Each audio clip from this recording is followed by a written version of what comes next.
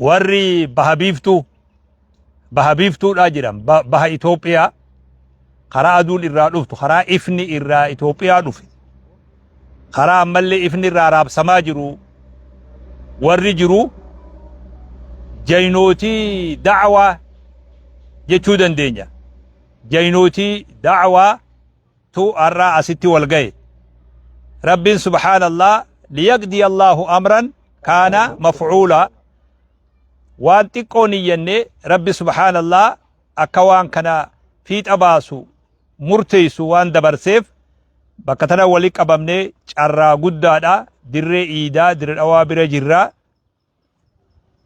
dhaamsi arra nuti qabnu akka hawaasa ulamaa'ota du'aata hawaasa raa bakka bu'ee taanee dhaamsi nuti qabnu dhaamsa jabaadha waan ni dhiifna jedhan naman dhiif waan jalaayin dhokadha yoo jettillee dhokachuu hin dandeenye jalaayin rafa yoo jettillee rafuu hin dandeenye rakkoo hawaasaa rakkoo joollee teenyaa joolleen jiruu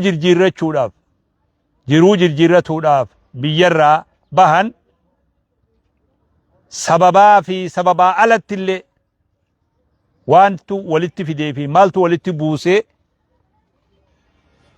duuba siidhaa nuti gaa dhibbattillee beekuu baanu haalli ijoolleen teenya adda wal qooddee maqaa adda addaa nuti amma maqaa san akka du'aatatti nutti ulfaata maqaa sanillee ji'uu nutti ulfaata yoo haqiiqaa taate ammoo adda wal qoodanii garee godhanii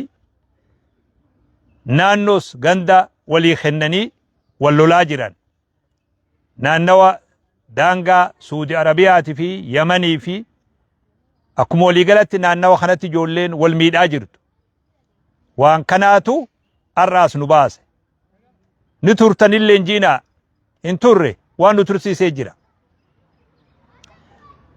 yeroo amma duraani beeytan rakkoon tun gaafa uumamtee baanee lallabaa turre gaafa dhiyoo tana eegalamuu deemtu immoo aduu har'aa booda walaa sheekii walaa qeesii tokko yoo nu afaan dhufe isaatu beeka jedhamee eegalame sheeka waan si ajaa'ibsurra tokko keessan hin beenu walaa sheekii walaa bari akka itti jaanillee si dhiba sheeka akka itti jaabanillee eegalame dhiiroo nama dubbii oowwisuun taanu jennee oduma garaa nu nyaatu bubbulle waa'ee kana keessatti namni aqlii qabu hundi ni beeka kabajaan meeqa walirraa fuudhamtee ijoolleen teenya kabajaa wal dhorkitee lubbuu walillee dhiiga walii dhangalaaftee waan dhalti ilma namaa tokko walirratti hin dalayde tuniree waan hiikaa biroo barbaachisuumi abbummaan fedhe namni duniyaa tanarra jiru namni aqliinsaa fayyaa qabdu namni waan san qeebalu hin jiru keessaawuu wanni garaa nama nyaatu joollumti hawaasa tokko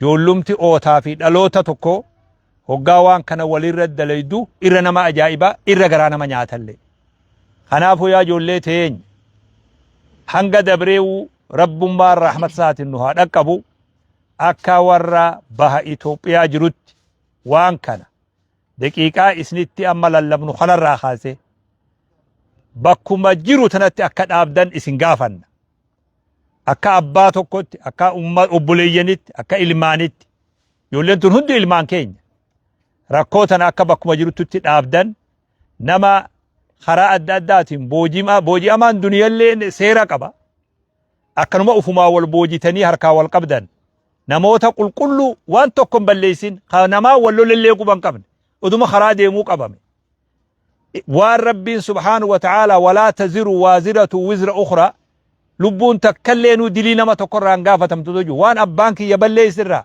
ani hin gaafatamu waan ilmi kiyya balleessillee irraa hin gaafatamu akka shari'atti waan kutaa takka balleessiteef kutaa takka adabuun seera takka ilma namaatii fi seera rabbii keessallee hin jirre waan ta'eef wanni kun dallansuu biroo nutti fida namallee nutti kofalchiisee nullee qaanfachiisee salphannee akkatti deemnu wallaallee kanaafuu waan kana asumatti dhaabaa gara nagayaa gara waltahuu gara fixatuu gara sitti akka nuu deebitan asumaanuu dhaamsaa dabarsuu barbaannaa mirga kiyyaan gaatarreetti dhiira hedduu jira Sheekh Jamaal irraa kaafnee dhaamsaa wal fakkaataa isiniif dhaamna maqaa hawaasa keenyatiin قالتهم جزاكم الله.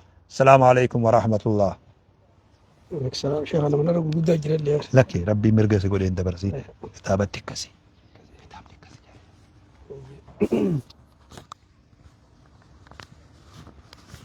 السلام عليكم ورحمة الله وبركاته. وعليكم السلام.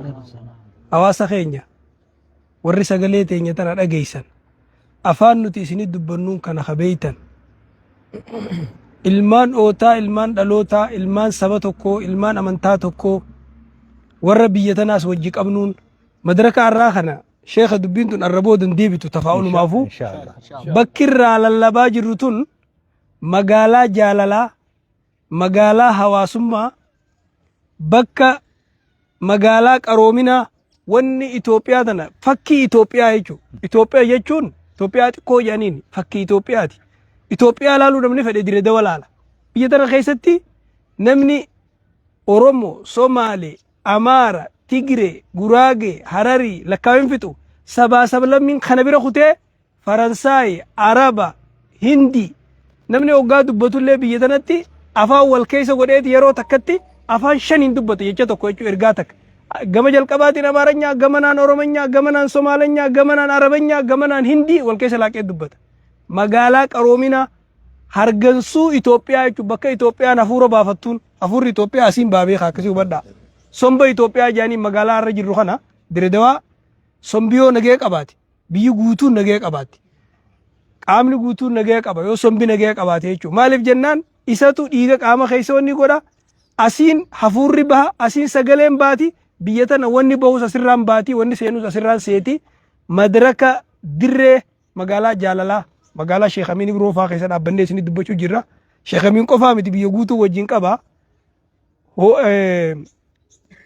Hayyoonni ogeeyyonni akkasuma qabsaa'onni bakkitti wal gayaa turan asii wanni asirraa face biyya hunda wal geessi asirra dhaabbannee isin dubbachuu jirra arratti irraa booda waan kana. Wanni isiniin jennu obboleeyyan keenya seerattis shari'attis namoomattis woomata kallattu obboleeyyan wajjin dhalate ilmaan adeerranii maqaa gandaatiin wal yaamanii ganda walib baasanii gandaa wal loluun qaroominaasii miti beekumsaasii miti adaba naamusaasii miti namoomaasii miti kuni gadi galummaadha. Nama abaarsallee rabbi isinirraa haa qabu nama abaaramee waan akkanaa dalaga arrarraa qabnee wanni isiniin jennu ilmaan obboleeyyanii biyyattuu walin lolle biyya namaa keessatti gandakka walin lolle imaltuu keessatti nama maqaa walib baasanii nama miskiina nyaatee garattin dhugin nyaatee garattin quufin dhugee kadheebuun bayin bahararraa akkannichi been qabanii hamtuu irra dalagan tana rabbiin nu naaditu waan kana ganaa rabbi nutti hin deebisi fuuldurallee islaamummaanis isin qabne obbolummaanis isin qabne namoomaanis isin qabne arra booda ilma abaarame ilma haadha abbaan abaaran ilma gosti abaarte ilma biyyi abaarte biyya tanaaf hin tolle biyya namaa dhaqesaniifis hin tolle yoo taate malee arra booda maqaa gandaatiin walit deebi'anii wal loluu wal miidhuun asitti dhaabbatti. Nama yoo wal lole nama lama wal lole wal dhufanii walii araarsan badii nama tokkootiif namni tokko hin gaafatamu lamaa wal lole san dhugaa namni lama wal lole wal hin faarsu lamaan jechuu khabiraa jechuu akka walitti hin deebine jechaa dhaamsi guddaan ammoo dhaamnu nama sheekha fakkaatu nama hayyuu fakkaatu nama ogeessa fakkaatu beekaa manguddoo biyyaa ka fakkaatu ka maqaa gandaa himatee dargaggeessaa fi shamarran hawaasa biyyarraa beekana wali buusu abaaramaan kam sheekarra isa kana biyya isaa jiraatu achi isaa jiraatu namni tarkaanfiin irra fudhatamuu qabdu kana nuti asumaan biyya tana mootummaanis nu wajjitti yaada biyyi hawaasnis itti yaada biyya abbaarraa baddiyoo baddeesi namoota arraba dheeratu ha gandi abaluu akkasi jee ganda himatu sheekaas yoo ta'e manguddoos yoo ta'e abbaa qabeenyaatis yoo ta'e hattuudhaa nama biyyaaf hin tolle nama sa'aan tolle alaamanaan tolle maatii waatiin tolle mootummaanis asumaan sagalee teenya tana yoo dhageessan bakka jirtanitti tarkaanfii karra fudhattanii isiniin jenna addunyaan silaa'uu bahara keessa hogguu deeman dooniidhaan yoo tokko bakka takkaan ure urusan yoo harka qabuu baatan bishaan achiin nama seenee ganda guutuu liqimsa. Kanaafuu obboleeyyan keenya ni saalfanne ni qaanfanne akkatti dubbannu wallaalle akkatti dubbannu dhabne wannummaan itti arra eeneewu garanaan garasiin bakka irraa dubbatan hin qabdu dubbiin rabbi sodaadhaa dhaloota sodaadhaa namooma sodaadha arrabooda waan kana nurraa dhaabaa isiniin jenna madraka magaalaa jaalalaa magaalaa dirree dhawaarraa isinii dabraa jiru salaamu alaikum warahmatullahi wabarakatuh عليكم السلام ورحمة الله وبركاته السلام عليكم ورحمة الله وبركاته وعليكم السلام نعم ساشي كنتي تنيا ورت فايد مربي هاغدو وانت كونين دبلو بربادو هوغا درو بياباتن وهي أكنانوت أكدالوتات أكغندا وي باتني خان ولي كنا أكا والبين سني باتني مي إيجا تشيلي تمالي في الدول قدر kana jecha wanni kun hedduu fokkotaadha safuudha warna sirna fokkotaa waan gartee sirni duraanii sirni kana duraa gartee hawaasa kana adda qooduu ture amma isin haaree biyya namaa keessa deemiftan jechuudha waan sirni bara wayyaaneedha jechuudha hawaasa waliin fixuu turan isin biyya namaa teessanii biyya gartee itti silaa jijjiiruuf dheeytan teessanii waan fokkottuu shanyii fokkottuu facaaftanii shanyiin isin facaaftan san achumatti rabbi haa dhaabu nama hangammaa gartee qabamee waan kanaaf miidhamellee asuma dhaabaa gallakkisaa waan kana asumaan xumura jechuun barbaada. Assalaamu alaikum wa rahmatullahi wa barakatuh. وعليكم السلام ورحمة الله وبركاته.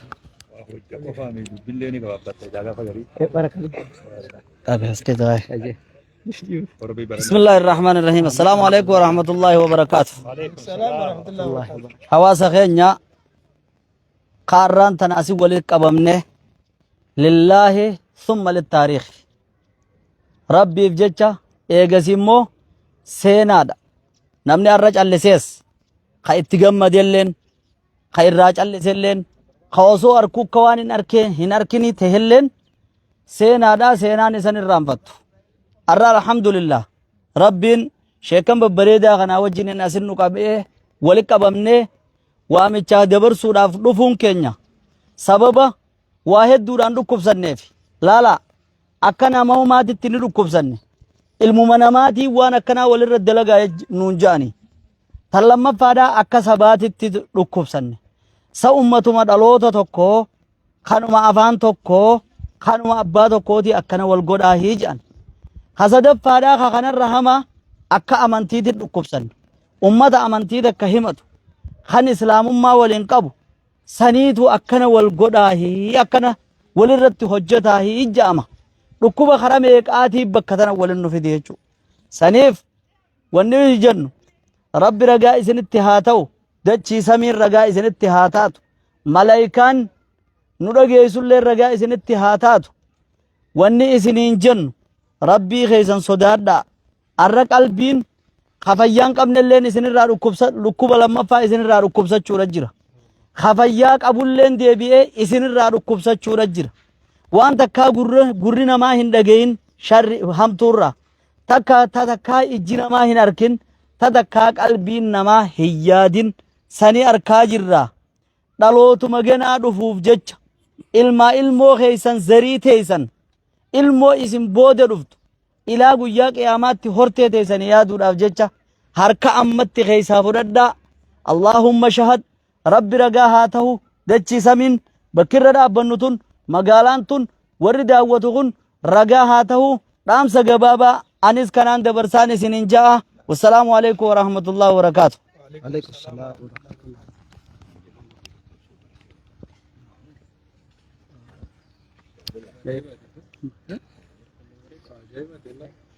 بسم الله الرحمن الرحيم الحمد لله رب العالمين الصلاة والسلام على رسوله الأمين وعلى آله وأصحابه أجمعين السلام عليكم ورحمة الله وبركاته وعليكم السلام ورحمة الله. wanni bakka tana nu dhaabaadhaa jiru akkuma dhageeysan kana obboleeyyan keenya waan ilmaan keenyarraa obboleeyyan keenyarraa dhagayaadhaa jirru argaadhaa jirru bakka teenyutti taa'uu dadhabuu gurri keenya waan hamtuu dhagahee hirriiba dhabuutu bahaadhiyarraa bakka tana waliin nu fide namni waa sadii waliin qaba amantaa biyyummaa shanyummaa waa sadeen kana wajjin qabaachaadhaa nama deebi'ee wal nyaatu wanni inni fakkaatu nama qaama isaa mudhii olii fi mudhii gadii wal lolu fakkaata akka nama mudhii gadiin qaamni kun kiyyaa miti jee ifirratti loluuni ciruu abileetti baafatee akkas fakkaata. Hoggaanii fi nama afaan san dubbatu laaltu namni inni irratti dalgus afaan san dubbatu hogguunii fi laaltu. Biyya inni himatu hogguu laaltu amantaa inni himatu hogguu laaltu waan aqiliin namaan fuune waan sammuun namaan dandeenye waan kanaatiitu deemaadhaa jira. Dhiiroo hogguu takka takka waan nama jechisiiftu keessa namni kun nama moo suuraa namaatiitu waan kana dalaga waan nama jechisiisu aqiliin namaa namarraan fuutu. Kanaafuu dhaamsi akka reefuun tana dhageenyu obbolummaadha, kan abbummaadha, kan sabummaadha, kan amantii. Aboo namni waa sadeen kanaan hin bulle namni waa sadeen kun isa itti hin dhagayamne nama jaanii walla kaan hin qabu. Reefu jarri muggarra qaqqabiyaan numaa namni kun abaarsallee haqanii godhataa hunjaa'u namaa miti. Namni wanni hangi kun isatti hin dhagayamne bikka toluun hin qabu. Haa taatu dafnee akka aaruun muka yoo darba waan shidan dhabani. Quba fi ajaa'ibaa muraniif irraan darbanii numa wal'aannatan jedhanii. Yaa nama waan kana dhageessu silaanii dhageessanii garta arguuf jirta. Rabbii kee sodaadhu obboleessa kan kee nama ta'uu isaatii jecha kabajaa kenneef. Karramnaa banii aadama jedha rabbiin. Ilma namaa dhaloota ilmoo namaa kabajaatti goone je. Diinni raaree keessatti hogguunii fi wallole qaanuuna qaba haa nama booji'amee harka isaa seenu isa eegu. Akka seera addunyaattis akka seera islaamaattis. Kana hunda keessaa qabee waan inni ittiin bulu hin beeknu. Kanaaf isin nama tokko lammii takka biyya takka amantaa takka san dhabda yoo amantaa walis hin hiine biyyummaa walis hidha. Yoo san hunda dhabdan ammoo biyyummaan namummaa walitti isin hidha. Kanaaf obboleeyyan keenya maqaa nu balleessitanii hamba keessa bobboonu kuttanii rabbi sodaadhaa walirraa harka kaasaa akka waan san keessanitti deebi'aa fuudhaa nu agarsiisa. Abbaa kan kee manatti mataa isaa qaqqabde san deebitee ol fuudhuu sirra jirti mataa isaa ol qabu. Har'a abbaan kan kee maqaa sababa kan keetiin mataa gabbuuseeti hawaasa keessa gabboo qaanfatee jira. Haati tante namni waan akkasii dalaytu lammii tanteeta maqaa cabsite san deebitee gammachiisuun asumaan dhaamsa. Abbaa kan kee haqaanjessite san akka biyyatti mataa deebitee ol qabuun ani waan sanniin dogoggoree dhiifama naa godhaa jettee hundarra kan nama ajaa'ibsiisu. Kadalagerra hawaan san fayyaada hiji'ee qilleensarra ol bahee gaaza itti naqeef ruuxii itti afuuf kajaynoomsi. Dilii namticha dalageetii fi kagammadee waluma qixa akkasi quba qabaadhaa. Kanaaf dhaamsa kana nurraa fudhadhaa. Rabbii warra waan dhageen fayyadamu isin haa godhu. Assalaamu alaikum wa rahmatullaahi wa barakaatuh.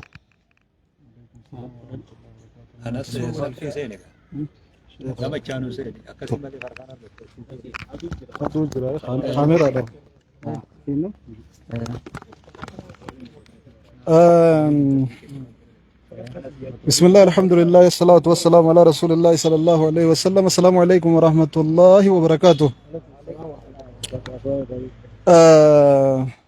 تكو أرنا ركوبة سلاكنا ركوبة نينجيسا نمن المانا كنا قبو بكت تجيسون قبو فين بكتنا دابتو جرمالي خادن دي بكتنا دابتو مترى جولة تيجن الله بشيكو تخينا دقيسن يو أمنتي تكدوكما وليك أبان يو أرموما ولينك أبان وني سندلقا جرتن akka sabaattis akka amantiittis bidaadha. Oromoon akkana qabaachaan turre kaleessa. Akka amantiittis akkana qabaachaan turre qabaachuus hin dandeenyu ni sin jiraatu akka kun. Wal qooddanii garaagarana baatanii kun kana miidhee kun kana miidhuun kun kanaa tumsee kun kanaa tumsuun wanni kana akka amantiittis ajooytuudha waan irraa dhorkamnedha. Kaleessa abboonni keenya akkanan turre jaarraa abbaa gadaa asii waaqoo guutuu barbaaduuf baale dhaqanii waliin wal ta'anii qabsaa'uu turan. Waan qaban jabeeffatanii tadhaban deemanii waliin barbaaddachaa turan.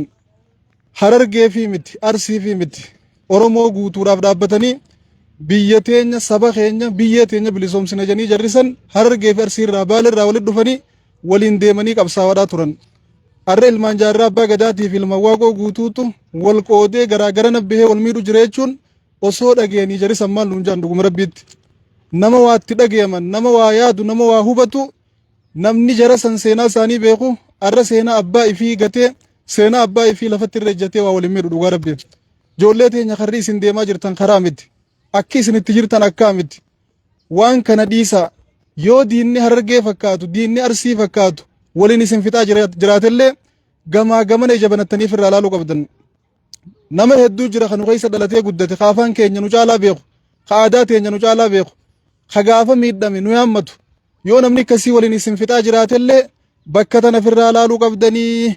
Namni Harargee keessa dhalatee guddate Harargeen ta'e yookaan saba keenyan ta'in nama biraatii wajjin waliin bu'ee Harargee ta'uu kiyyaa fi miidhame yoo jee nama sanii jettanii harka holkaaftan yoo taate Arsii irratti namni Arsii keessa guddate Arsiin ta'in kanuu kana tokkummaa teenyan feene waltaa keenyan feene jaalalaa fi tokkummaa wajji jiraachuu keenyan dandeenye gamaa gamanatti wal mari'atee nurratti Arsii fi Harargee ta'e nurra walaa'ee nurra wal nyaatee nurra wal lolee waan Arsii ta'eef kun namiidhe waan Harargee ta'eef kun namiidhe jee yoo waliin isin dhawullee taate jabana dhaafirraa laala.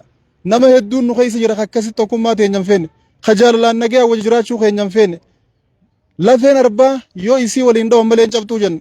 Nuti duris namni akka itti nu cabsaa turan waliin nu dhawaniiti.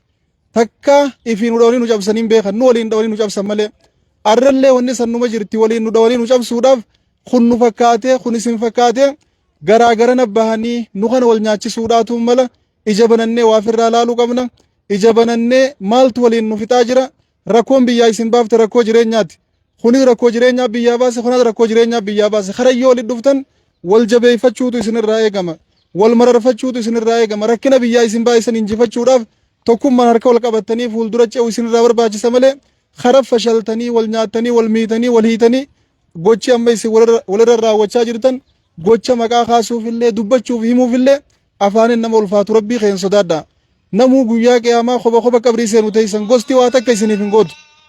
Akkuma nabiin keenya jaan salawaatu rabbi wasalaamu alayhi man baxxaa bihi amaluhu lam yusri'uhu nasabu nama dalagaan isaa isa kufifte fatanaa gosti isaa fatanaa isa baasuu hin dandeessu akhiratti. Gosummaan gandummaan shanyummaan lagaa fi kutaa waan takka namaan gootu kawaa namaa godhu dalagaateeti. Nu hunduu abbaa tokkorraa uumamne. Arsiin ilmaan xummugaa bareentooti. Harargeen ilmaan morowwaa bareentooti. Ilmaan humbannaa bareentooti. Ilmaan qalloo bareentooti. Ilmaan adeerraniiti. Wanti wal nu nyaachisaa takkallee hin jirtu. Waan waliin dhabne yoo taate malee waan irra wal dhabne takkallee hin qabnu. Wal taanee waan dhabne waliin barbaaddachuu irratti hafuullee ifannu. Waan kana dhiisaa sheekonni keenya kaarras dhaabbatanii lallaba isiniin gahaa jiran kun Arsii irraa illee bakka bu'anii Harargee irraa illee bakka bu'anii hundinuu ilmaan keenya janii bakka takkaa dhaabbatanii isiniin lallabaa jiran dhugaadha abboota keenya nu lallabeettanii akkuma isaan ilmaan keenya janii qomadootanii isiniin lallabaa jiran kana yoo isinis abbabbeeytanii abboomtanii fi amboomtaniif waan gaariidha. Harargee fi Arsiin Harargee fi Baale oollummaa walii qabna amantii waliin qabna rabbooma namooma soddooma waa dila takka walii qabna. Kana hundaa waa waliin nu hidhu dila kana dhiifnee cirree walitti deemnu yoo taate rakkoodha. Moggaa teessan milladhaa waan waliin isin dhawaa jiru firraa laalaan dhaamsa kiyya lallaba keenya kan rabbiin isin biraan haa ga'u warra fudhateetti hojjetee waliif firoomee wal obboloonfatee waliin deemu rabbi isin haa godhu jenna. Galatooma ulfaadhaa inshaallah as booda nagee malee jeequmsa isin irraa dhaga'uu hin qabnu. Assalaamu alaikum warahmatullaahi wabarakaatu.